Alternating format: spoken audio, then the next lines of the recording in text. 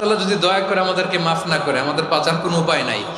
আপনি কি ভেবেছেন আপনার নামাজ দিয়ে আপনি জান্নাতে যাবেন?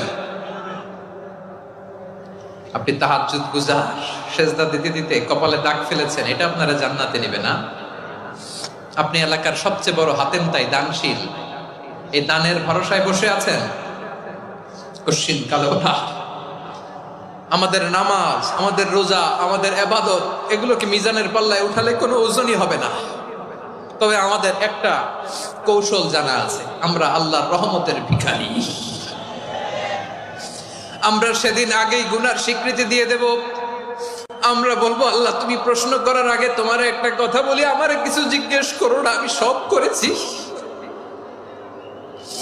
এমন কোন পাপ নাই যে পাপ আমারে দিয়ে হয় নাই।